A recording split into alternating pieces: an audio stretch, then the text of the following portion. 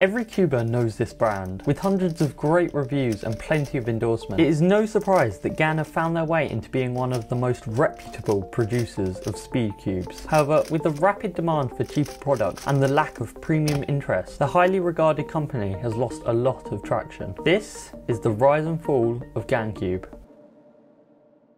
There are three reasons I believe GANcube will fall down in the future. The best way to begin is to take you back to the release of the GAN 11. This cube was revolutionary. 2 new types of surface textures, a new feature with core magnets being added, primary internals, a great tensioning system, cheaper variants, and so much more. I believe that the releases for GAN compared to the excitement around them goes like this. The 356X had some new features which people liked. The XS included changeable magnets inside the cube which created slightly more hype, and then here comes the 11 with all these new amazing ideas which led to people being really excited for the release of this cube. Now moving on to the 12, which I don't think had too many new features, and a similar thing occurred with the 13. Hopefully you can see here that the GAN 11, in my opinion, was the peak of this brand and will therefore not be topped for quite a while. I think that this trend will continue for years to come in the same sort of way. This poses the question: did GAN improve their cubes too fast? I will answer this in a minute, but I think now is a great time to say that I have made GAN cubes since the 356XS back in 2019. This should hopefully show that I do really like their brand, and I hope that my theories in this video are wrong,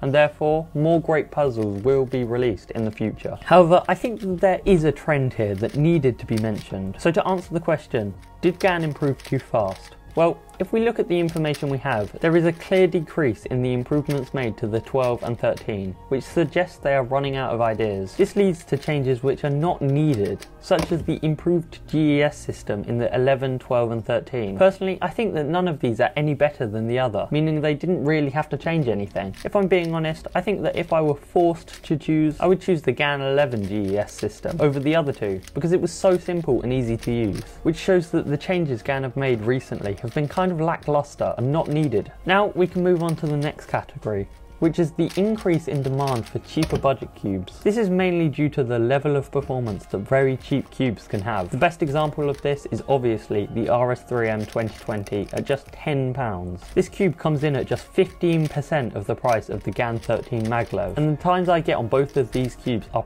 pretty similar, with a very small difference between them. This means that there has been a massive decrease in the premium speed cube market and an equal increase in the budget speed cube market. GAN have tried to combat this by making cheaper versions of each cube, such as the 11M Duo. However, these versions are nowhere near as good as the mid-range cubes that companies make who specifically focus on this price range. The best example of this is the X-Man Tornado version 3. This is widely regarded as the flagship of 2022, and when we look at the features on this cube, it becomes clear why people would opt for this over a much more expensive GAN flagship. I believe that the differences made on the Tornado was so much more important compared to the changes on the GAN. For example, a tensioning system where you don't need a tool, or maybe a much smoother and quieter turning experience. I think that the target market for GAN cubes are rapidly moving to the mid-range market. This brings me on to my next point in this category, which is that the difference between the cubes is not persuading enough to make the purchase to the next flagship. Let's look at the improvements made this year, which are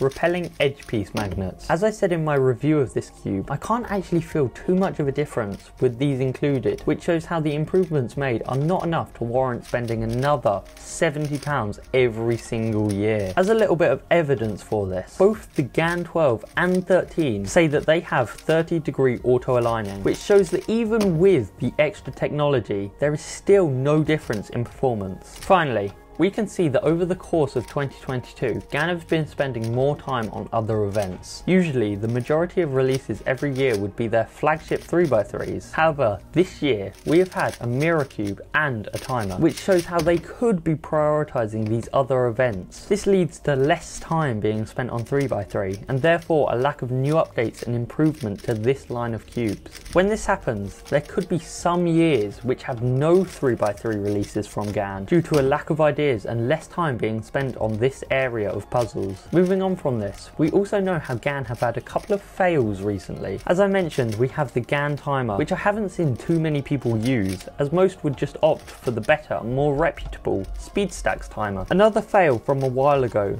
was on the GAN 11. This cube was released with different outer textures, one being soft coated. This has now been completely removed as an option for this cube, and since then it has never been added to any other cubes, which shows that it was a failed idea. If more of these continue to happen, then I can see a large reduction from GAN in the cube market. Let me know what you think in the comments. Subscribe.